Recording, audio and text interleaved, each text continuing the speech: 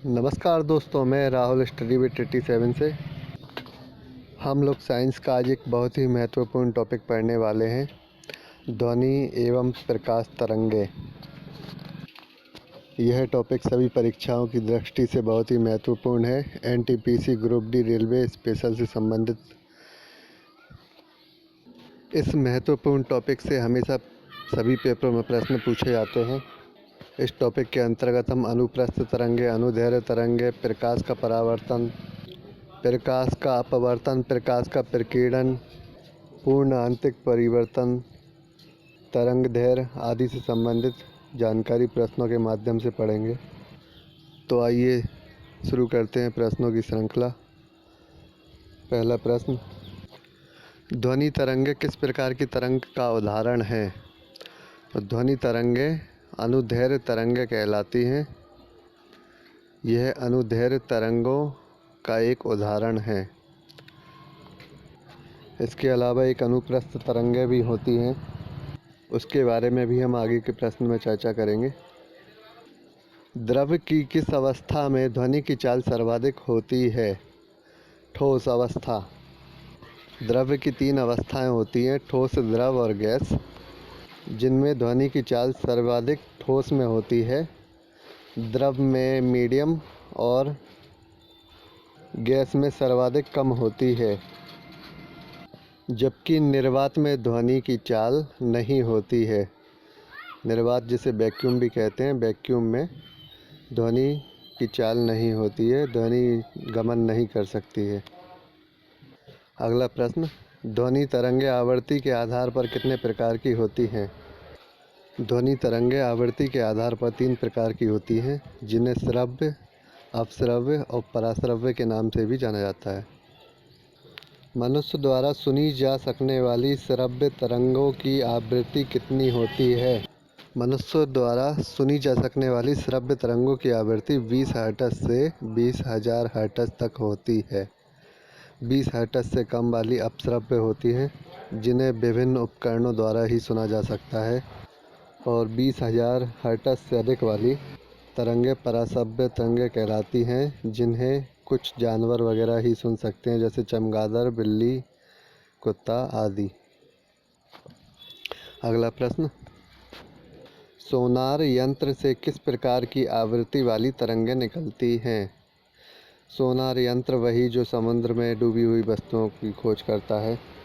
उससे वस्तुओं को पता करने के लिए जो तरंगें निकलती हैं, वे पराश्रव्य तरंगें कहलाती हैं।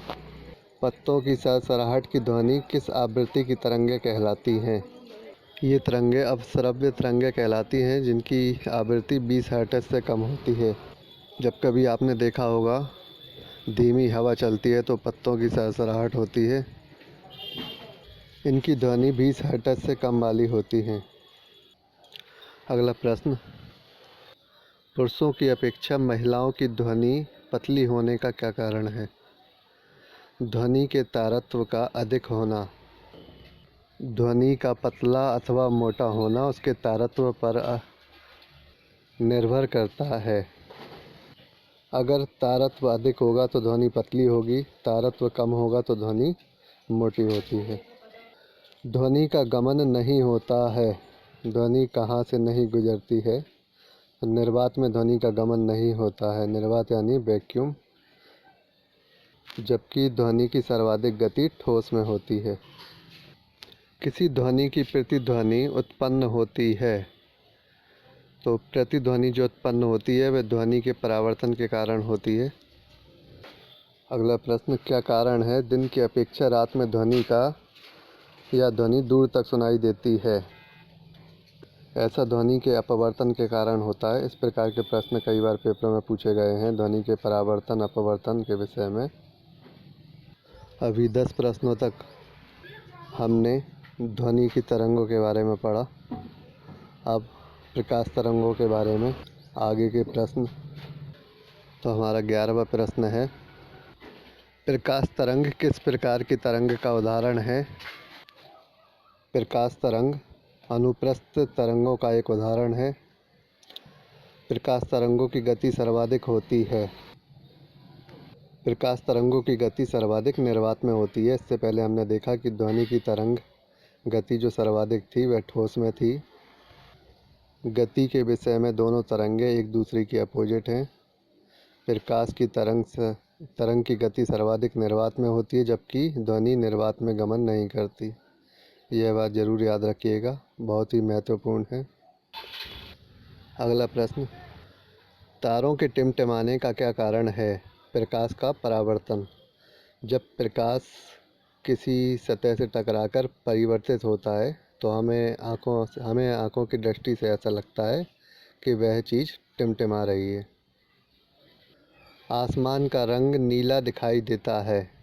आसमान का रंग नीला प्रकाश के प्रकीर्णन के कारण दिखाई देता है। अनेकों बार ये प्रश्न पूछे गए हैं कई पेपरों में। वीडियो आगे बढ़ाने से पहले मैं कहना चाहूँगा, जिन्होंने अभी तक हमारे चैनल को सब्सक्राइब नहीं किया, कृपया चैनल को सब्सक्राइब कर लें और वीडियो पसंद आती है तो लाइक शेयर भी ज़रूर करें। अगला प्रश्न, प्रकाश का तंतु किस सिद्धांत पर कार्य करता है? प्रकाश का तंतु पूर्ण आंतरिक परावर्तन। पूर्ण आंतरिक परावर्तन के कारण ही प्रकाश का तंतु हमें जलता हुआ दिखाई देता है।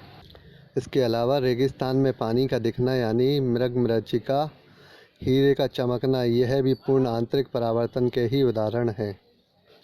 सूर्य के प्रकाश में सबसे अधिक प्रकीर्णन किस रंग का होता है? सूर्य के प्रकाश में सबसे अधिक प्रकीर्णन बैंगनी रंग का होता है, जबकि सबसे कम लाल रंग का होता है।